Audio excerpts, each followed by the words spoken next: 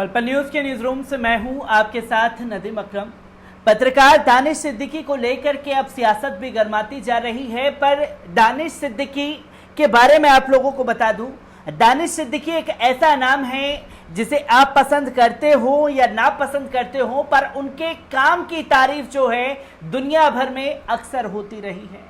क्योंकि जो तस्वीरें जहां जाने से लोग डरते थे, जिस जगह को कवरेज करने से लोगों के दिल में खौफ होता था, उस जगह पर दानिश सिद्दीकी लगातार जाकर के कवरेज करते रहे हैं। चाहे दिल्ली दंगे की बात हो, चाहे कोरोना काल में लोग घर से बाहर निकलने के लिए डर रहे हों, दानिश सिद्दीकी उस दौरान हर एक बारीकी को अपने कैमरे में कैद करने का काम कर रहे थे। तो वहीं आपको बता दें कि अफगानिस्तान में जो गृह युद्ध चल रहा है, तालिबान को लेकर के जो बड़े बड़े मीडिया हाउसेस हैं, वो अपने एक एसी के बंद कमरे में रिपोर्टिंग कर रहे हैं। उस जगह पर दानिश सिद्दीकी लाइव कवरेज दे रहे थे। उसी लाइव कवरेज को दिखाने के चलते दानिश सिद्दीकी की मौत हो जाती है, उनकी हत्या कर दी जाती है और हत्या के बाद जो है तालिबान पे ठीकरा फोड़ा जाता है। पर तालिबान का बयान सामने आने के बाद सब दूध का दूध पानी का पानी हो जाता है और सवाल ये उठता है कि आखिरकार दानिश सिद्दीकी को मारा किसने है। पर उससे भी ज्यादा घातक है दानिश सिद्दीकी पर देश के प्रधानमंत्री की खामोशी और अंधभक्त जो एक फेक प्रोपेगेंडा जो दानिश सिद्दीकी के चला रहे हैं, वो भी खतरनाक हो चला है। लगातार विपक्ष और तमाम पत्रकार देश के प्रधानमंत्री से सवाल पूछ रहे हैं और कह रहे हैं कि श्री नरेंद्र मोदी जी ने अब तक 9 बार अफगानिस्तान में हुई हिंसक घटनाओं को लेकर के ट्वीट किया है और मरने वाले लोगों की निंदा की है।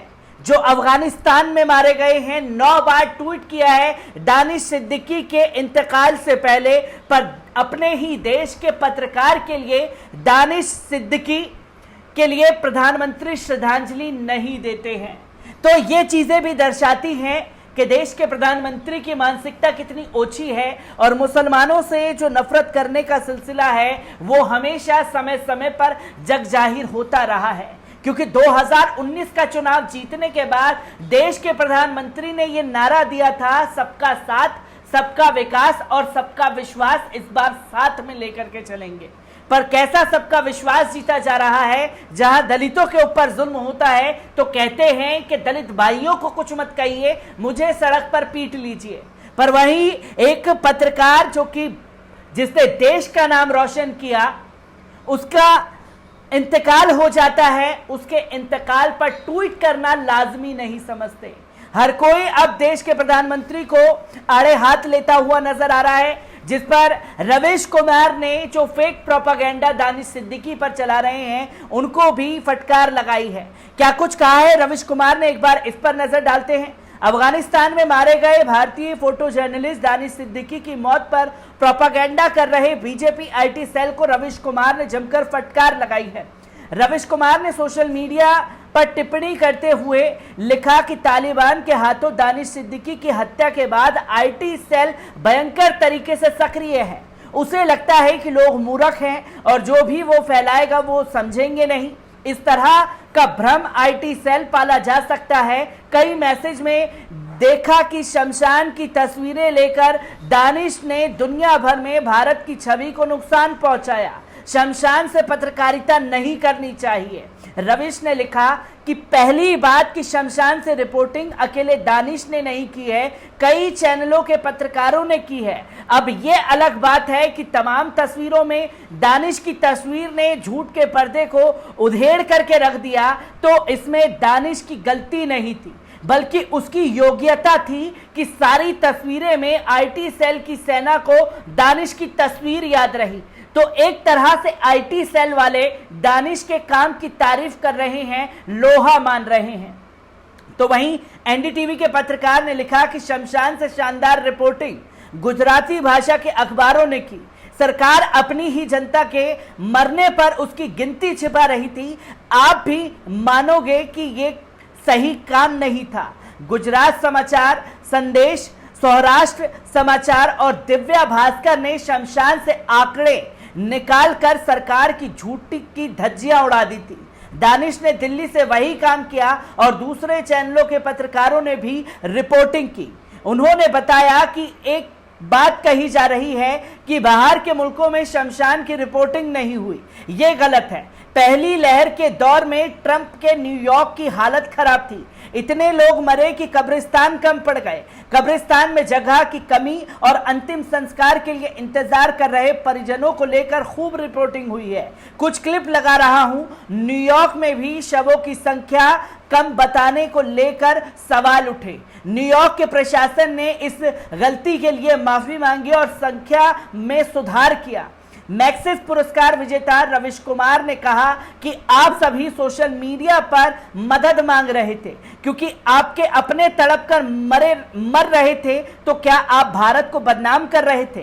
संघ और बीजेपी के नेता अपनों के तड़प कर मर जाने, बिना इलाज के मर जाने की बात लिख रहे थे, तो क्या वो भारत को बदनाम कर रहे थे? जो पत्रकार सरकार की झूठ और उसकी बंदमाजी की रिपोर्ट कर रहा था, क्या वो भारत को बदनाम कर रहे थे? इतनी चिंता थी तो सरकार ने लोगों की जान क्यों नहीं बचाई? आप व्हाट्सएप यूनिवर्सिटी के फॉरवर्ड के चक्कर में जरूर रहें क्योंकि बौद्धिक और आर्थिक सत्यानाश करीब है। रविश कुमार ने बीजेपी आईटी सेल को दानिश सिद्दीकी के लिए एक कड़ी फटकार लगाई है। तो दानिश सिद्दीकी के समर्थन में खुल करके संजय सिंह ने प्रधानमंत्री नरेंद्र मोदी जी पर हमला बोला है। संजय सिंह ने क्या कुछ कहा है दानिश सिद्दीकी के लिए, एक बार इस पर नजर डालते हैं। क्या हो रहा है इस देश के अंदर? दानिश सिद्दीकी नाम का एक पत्रकार, एक फोटो जर्नलिस्ट, एक मशहूर फोटो जर्नलिस्ट, जिसके तिरंगे की तस्वीर देखिए तो आपका सीना चौड़ा हो जाता है, जिसके कोरोना की महामारी के दौरान पैदल चलते हुए लोगों की तस्वीरें देखिए तो आपके मन में गरीबों के प्रति दर्द पैदा होता है। आतंकवाद के खिलाफ अफगानिस्तान में उस आतंकवाद के खिलाफ लड़ते लड़ते दानिश सिद्दीकी ने अपनी जान दे दी, उसकी शहादत हो गई।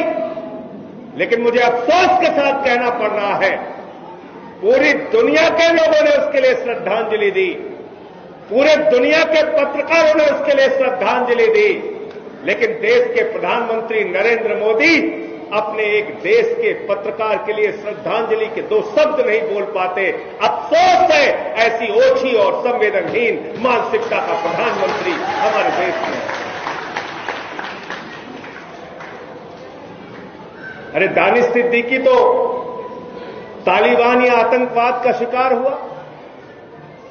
दानिश सिद्दीकी के लिए अफगानिस्तान के राष्ट्रपति ने भी अफसोस के शब्द जाहिर किए। तो मैं पूछना चाहता हूं नरेंद्र मोदी जी, आप भारत माता के कैसे लाल हैं? आप तालिबानी आतंकवादियों के खिलाफ बोलने से डरते क्यों हैं? ये पूरा देश आपसे जानना चाहता है। आप बताइए इस बात को। आप दानिश सिद्दीकी के लिए नहीं बोलते, आप इस देश में सिलेक्टिव तरीके से अपनी श्रद्धांजलि देते हैं, अफसोस जाहिर करते हैं। ये आपके विचार है, ये आपकी सोच है। ऐसे मुल्क आगे बढ़ेगा? इस मुल्क को आगे बढ़ाने का एक ही तरीका है, इन नफरत फैलाने वाले चंदा चोरों को इस बार 2022 के चुनाव में आपको हराना है।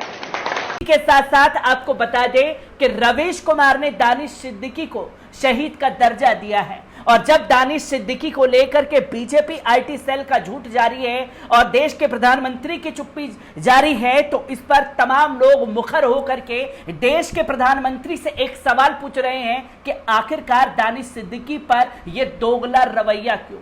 मैं ऐसी ही खबरों से आपको रूबरू कराता रहूंगा। दीजिए इजाजत, शुक्रिया।